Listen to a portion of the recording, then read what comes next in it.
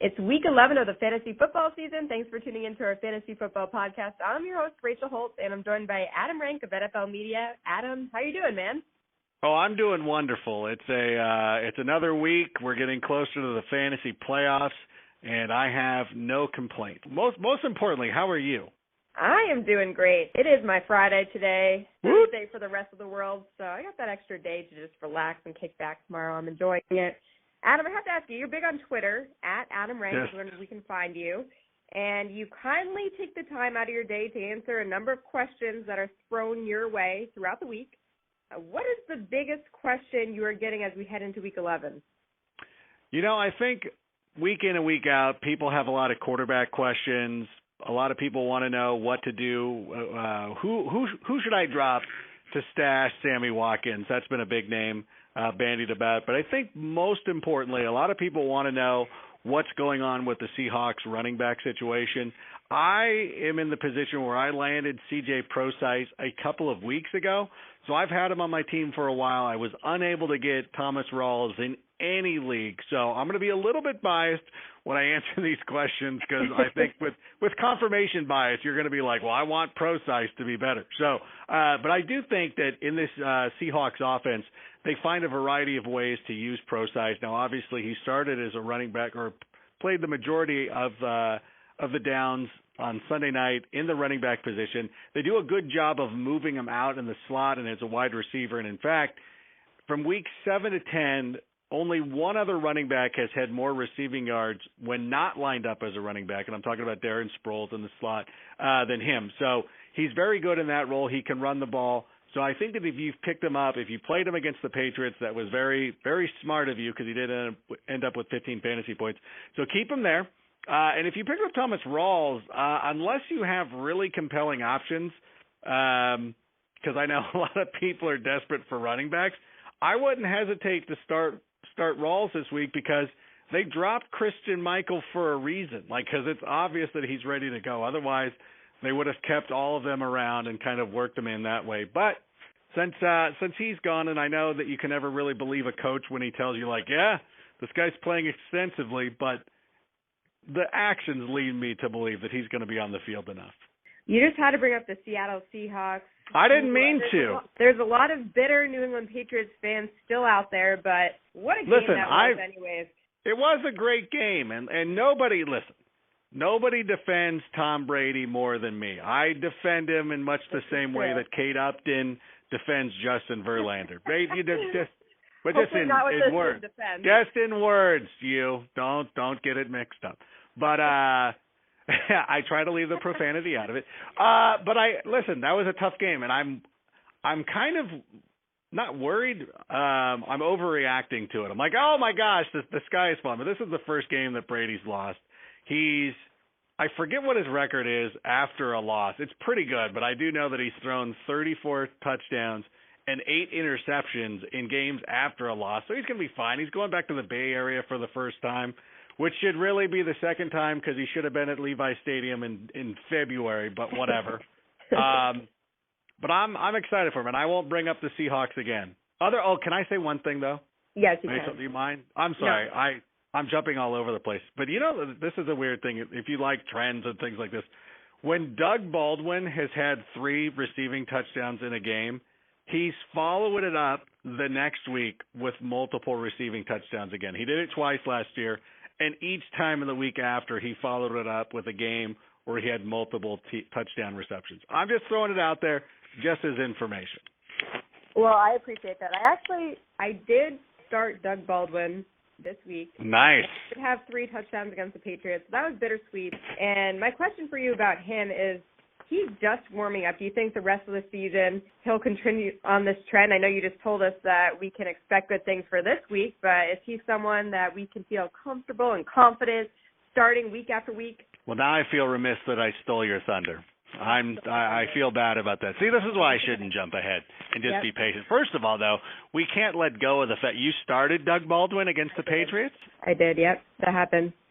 And you feel pretty good about that, obviously, because you're not hiding it. Like, it's one thing to do it in secret, be like, oh, I'm not going to let everybody know that I did this. Kind of like if you voted for a certain presidential candidate or something, whatever. But I'm just saying, usually you keep that stuff close to the vest. But I do appreciate that you're putting it out there that you did start him, because that was a great call. This is what happens. If I miss a week, then you start doing better in your fantasy league. So I don't know if I should take that personally. But well, I was watching on the couch with my family, who were all rooting enthusiastically for the Patriots, and I was a little quiet each time Baldwin was scoring for that reason. But you know what it's like, though? It's like when you're at the craps table and you're playing the don't pass line. Like, you got to be really quiet. You do not want to be the person who's like, yeah, 7. So I appreciate the what you were going through there. But let me say one other thing on Doug Baldwin. That statistic that I threw out there notwithstanding, the one thing that you really have to look at with the Seahawks offense is that compared to last year, because this is the time of year that Baldwin took off, but remember last year, Marshawn Lynch was injured, and pretty much that led to his retirement. Jimmy Graham was injured, which meant that Baldwin was really the only option on that offense for Russell Wilson. Now this season, you've got Procise, you've got Jimmy Graham, who's been playing great. I don't think that it's necessarily going to hurt Baldwin. I just think that the multiple touchdown games might be a little unrealistic. But I have faith in most fantasy enthusiasts to realize that, hey, those 3 touchdown games are amazing, and it's wonderful when it happens, and you typically win your week, and I'm hoping you won. But it's not going to happen every week, but he's still a great play, even against a decent matchup this week. Listen, it's a decent matchup. Decent, okay. And Christian Michael, you touched on him. By the way, I've heard his name be said so many different ways. This poor guy. No one can seem to get it right. Kristen. It was a shock to many when he was waived on Tuesday. The Packers claimed him off waivers on Wednesday. If you own him, what's the play now? Well, I think if you weren't paying attention and you accidentally forgot to drop him off your waiver wire, I would say that you still hold on to him. He's still going to have some value for you. Probably not going to be this week. I mean, you wish it could be this week because Washington is a great matchup for any running back. But that means that Jimmy Starks is probably going to be the guy. Jimmy Starks is going to be the guy who you're going to want to start this week. The one thing that really hurts with Christian Michael going to Green Bay is that it's going to take him at least a week to kind of pick up that playbook. I think the most important thing, if you've watched the Packers play at any point this season, is that they're having some trouble with protections. And that's going to be the biggest thing because Christian Michael can go out there and run the football, but it's going to be, picking up those pass protections and really getting up to speed and really getting the trust of Aaron Rodgers. And that's the one thing when you have a quarterback who's struggling, he's going to want people on the field who he trusts, which is kind of part of the reason why Ty Montgomery was shuttled aside because he has more faith in Jimmy Starks to be in the right spot when they need him. So it could take a little bit. I know that the Packers will have some good matchups at some point in the coming weeks, but unfortunately, as bad as it is, as badly as you want to play them against Washington, I just can't advise it. Well, let's talk about some of those matchups this week. First off, this is the last week we'll deal with 4 teams that are on byes, which we're all thankful for. But for now, we're without the Atlanta Falcons, the San Diego Chargers, the Denver Broncos, and the New York Jets. So we are probably looking to fill those roles if you haven't already. As far as matchups go, we have to look closely at those. There's some compelling ones this week. The Panthers-Saints will be a good game. The Eagles at the Seahawks. The Patriots are taking on the 49ers, and they should have a field day on offense. Steelers take on the Browns. As far as the matchups of the week go, which offense in Week 11 are you picking to just put up some huge points? I know everybody is just waiting for me to give them the go-ahead to go pick up Chris Hogan, and you know what? Don't let me stop you. You can go do it. Now, the matchup's fine. I mean, that's the one thing. That's one of the problems with the Patriots from a fantasy perspective is that they have so many good players. You never really know where the production's going to come from. Like, it could be Martellus Bennett having 3 touchdowns in a game. It could be Chris Hogan catching a bomb. Perhaps Julian Edelman has 190 receiving yards or something like that. So it's always tough. So in situations like that, you just look at the matchup and you see Hogan there, and you're like, okay, I get that. Some other guys, I'll give you some basic individuals. Eli Rogers looks like the number 2 guy in Pittsburgh. The only problem is that he ranks behind Antonio Brown and Le'Veon Bell as far as targets go.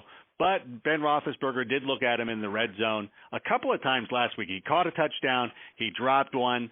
So it remains to be seen if Ben's still going to have confidence in him this week in a game that's, going to probably be a little bit tougher than people are expecting going against the Cleveland Browns because Mike Tomlin, throughout his coaching career, has really struggled on the road against terrible teams or teams that were terrible at the time. We saw it this year when they went to Miami and lost. I mean, this was back before Miami started really putting it together, but they were below 500. Tomlin goes there and loses. That's just part of his trend. So Eli Rogers is a decent option.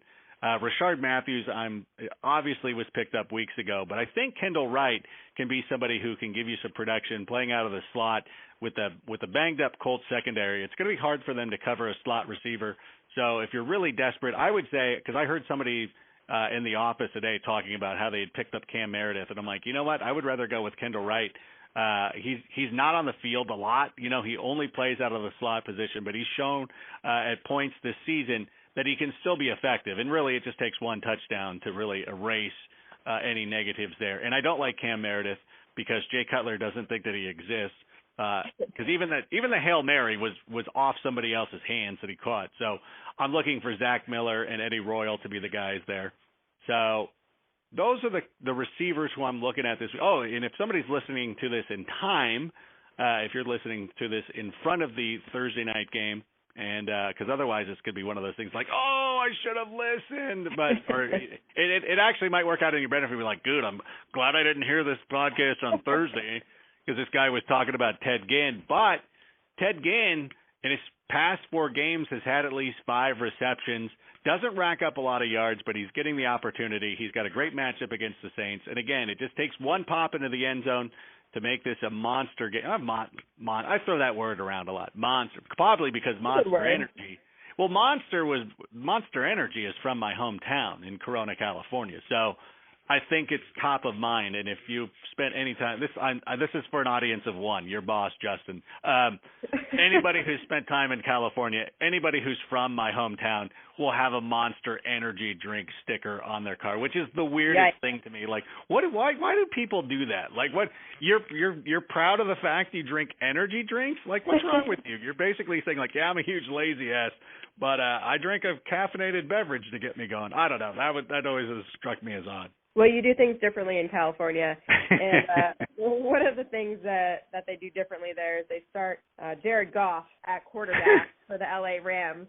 Well, you're not a Rams guy, so we can give you that. You're a Chicago Bears guy, which we can judge you on that on a separate issue. But since you are based in LA and all, what's been the reaction to this? I know Case Keenum isn't happy about it. Yeah, it's been like somebody went and replaced a Creed CD with a Nickelback CD. Congratulations. It's the same. Really, I mean, people are just kind of like, all right, that's great. I think what people have really been concerned about is what does this do to the Rams' top offensive fantasy player, Kenny Britt?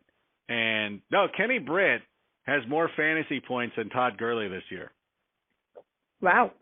He doesn't. No, I'm just kidding. But the fact that you thought it was true speaks volumes for the way they are wasting Todd Gurley's talent.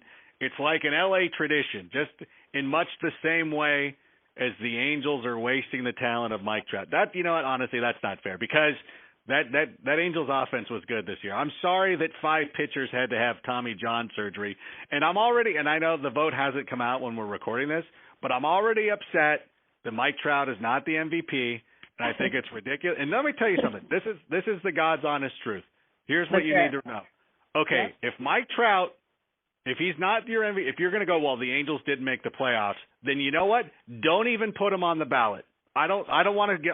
He doesn't deserve a second place vote, a third place vote, or a fourth anything. He doesn't deserve to be on the ballot. If your criteria is that this team has to make the playoffs for them to be considered the MVP, then fine. Then don't vote for him at all. But if you give him a second, third, fourth, or fifth place vote and not a first because of that, that's ridiculous. It makes no sense then.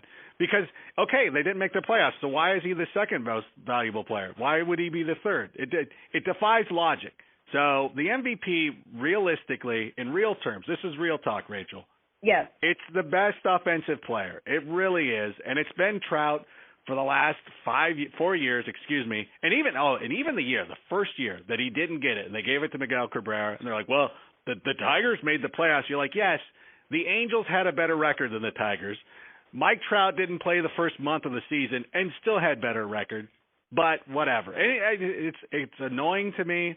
And they talk about, well, hey, the Angels are wasting its prime. You know who's wasting its prime?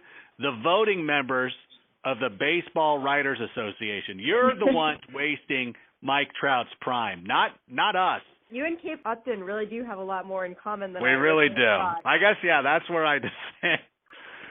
It's exciting getting you all that's riled up so early in the morning. I know it's only 9:20 a.m. in LA over there. And while we're on the subject of getting you riled up, let's touch on the Chicago Bears here. Alshon Jeffrey suspended for 4 games after taking a supplement that is on the NFL's banned substance list. What does this do for the team? Oh, man, this is not a good situation. I'm really interested to see how John Fox handles this because it seems like a lot of the players might not be believing in Jay Cutler. And now that Alshon's out, I just feel like they need a clean sweep. They really just need to kind of start over the top. I think it was obvious coming into this season when the Bears did not offer Jeffrey a realistic extension on a contract and went with the franchise player tag that they weren't going to keep him for the long haul. They wanted to see what they had with Kevin White, and they really don't know. And odds are he's probably going to end up as a bust.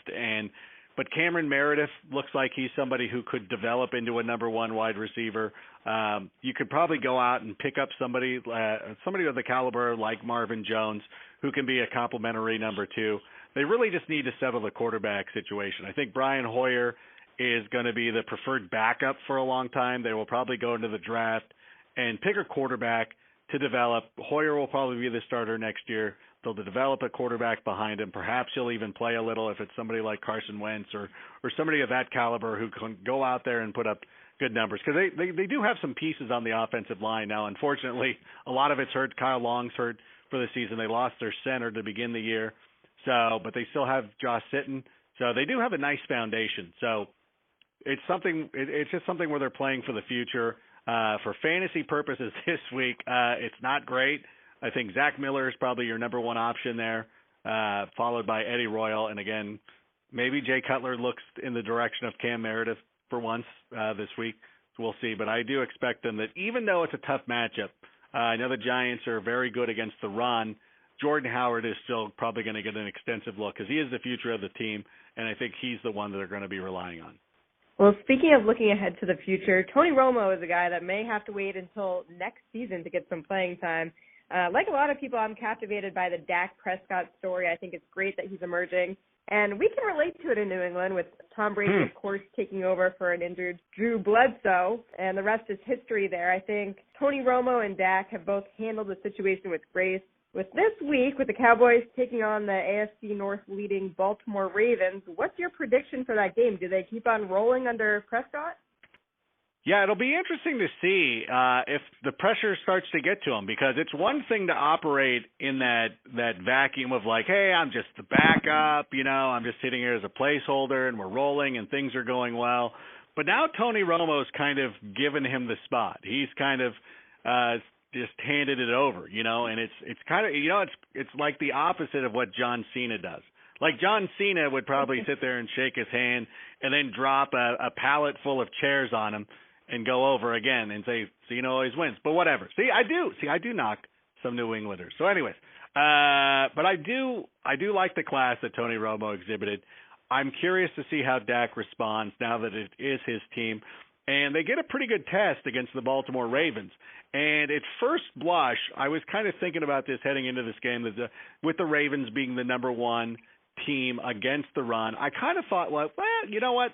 The AFC North is the worst division in football. It really is, especially because the Browns are there and they're 0-10. So just looking at it from record-wise, it's that way. If you look at the teams, they're all kind of struggling. They all kind of have their problems. So I was kind of like, who has Baltimore really played? So I went through their schedule and looked. They played the Raiders, who had a similar offensive line, very good running attack, and the Ravens really shut down Latavius Murray. They really went after and shut down a lot of those guys. And the only players who have really had some success against the Ravens were LaShawn McCoy. He had 58 yards and a touchdown against them in week 1. Matt Forte had 100 rushing yards against them. Switching gears to a Survivor League, Adam, if you are in a Survivor League and you've picked every team that is facing the Browns, you're still very much alive and thriving right now. I think the Browns are due for a win, and I hope they get one for their sake. What are your thoughts? I like the Browns. If I think the Browns are going to win a game, I'm looking at like Week 14 against the Bengals, because Cincinnati's in that mode where they're really close to circling the drain. Like they're up against it, you know. And I thought coming into the season that they were going to struggle a little bit, mostly because just the way that the NFL is, like with the cycles teams go. You guys don't know this in New England, but I'm going to explain it to you. There are some years where NFL teams don't make the playoffs. And I know it's a shock, and I know a lot of people who are Patriot fans are like, what? That really happens? But it's true. Like, even good teams can somehow miss the playoffs. But I thought that Cincinnati had kind of run its course, because you look at that team, you're like, why are they so good? Like, they're fine, but their run of, like, making the playoffs just seemed weird to me. Weird. That's a horrible way to put it. But I just looked at it. Not only did they lose their offensive coordinator, Hugh Jackson, but losing in the playoffs year after year the way that they do, especially losing to their blood rival last year against Pittsburgh. It was a home game, but against Pittsburgh, the way they lost, I just didn't expect a lot out of this team, and it's kind of playing that way to fruition right now. And I think that at some point they could be in a lot of trouble, and the Browns could get them. And I think it is Week 14. So that's where I'm guessing that the Browns finally break through, even though against the Steelers is a pretty good guess this week. But, man, if we're doing a survivor pick this week, I was kind of looking it over. I think we've said the Chiefs before, because that was one I really like. I don't know if they're still available in your pool, I would go with them. I think the Lions might be a pretty good option against the Jags. You know what's weird? The Lions have been trailing in the fourth quarter in every game this season, including their 5 wins, and it's just amazing. It's baffling. And then I'm a little scared, because if you're somebody who starts Blake Bortles, all of his points come in the fourth quarter when the team's trailing. Like, how can that happen if they're actually winning? So that's interesting. That's a tough one. But I would say, if you have the Chiefs, if not, if you have the Lions, and if not, I don't want to say the Giants, because this seems like a Bears. Not necessarily that the Bears are going to rise up and win, but like Eli is so prone to having those great games and then just turning around and doing nothing, because he does that a lot. Like, I think he did it this year. I think I think the game was he had 4 touchdowns against the Ravens. Like, it was something ridiculous like that. And then he had a good matchup the following week, and you're like, oh, dude, everybody's playing. We probably talked about it on this show.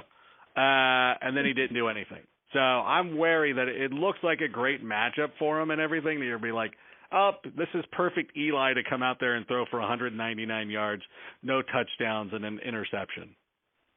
Okay, well, that's just the optimistic Bears fan in you, perhaps. But it's not. I've lost all optimism. Any final words of wisdom for us as we head into Week 11? I wish that I did. I feel like I've done a great job of communicating every talking point. It's amazing, when you do a fantasy show, that this stuff that kind of just sticks in your mind. I was on the show yesterday, and somebody, because we get callers, and so you don't really get a chance to prepare, and I blurted out the thing of like, hey, in games after a loss, Tom Brady has 34 touchdowns and 8 interceptions, and they go to some other caller and all that stuff. And during the break, you're kind of like, oh my God, I hope that was right. It seemed right, and I made our researcher. She was like, oh no, she's like, you nailed it. I'm like, oh, I'm so happy. So those moments are great, and so I think outside of starting all of your Titans and Colts, I really don't have much more to say. I wish I did. I wish I had some words of wisdom, but you know what? The playoffs are coming, and I'm rooting for each and every one of you, unless you're going against me. Yes. Well, you've given us some good stuff. We were just getting greedy at the end, and we just wanted that last little nugget that was going to get us through to the playoffs. But I think it's like when you go back for one last taco. You're like, I probably shouldn't have, but it's so good. We had enough tacos. So thank you you again. And lastly, you're on the show Fantasy and Friends, this great show on the NFL Network. And as you mentioned, you get calls from the listeners. You answer questions. You get cool people to Skype in and be there in studio. When can we watch you? We will be back on the air tomorrow, Friday, depending on when you're listening to this. So Friday at 6 p.m. So if you're listening to this on Thursday or Friday, make sure you set your DVR to watch it at your leisure. If you see this, if you're listening to the show on Saturday or Sunday or whatever, be like, you know what, I'm going to go set the DVR for Monday's show, which will come on at 6 p.m. We had Darius Rucker on Wednesday, and I had no idea. I had no idea that he's not Hootie. Like, Hootie was just some other person. It was just, and he goes, I didn't realize that he's like, I'm an idiot because I didn't realize when I named the band Hootie and the Blowfish, people are just going to assume that I'm Hootie. And I'm like, I didn't know that. So that's the kind of stuff that you get some fantasy help, but you also learn fun facts like that. Well, you're awesome. We will look for you on Fantasy and Friends. And as always, thanks for your time. We appreciate it.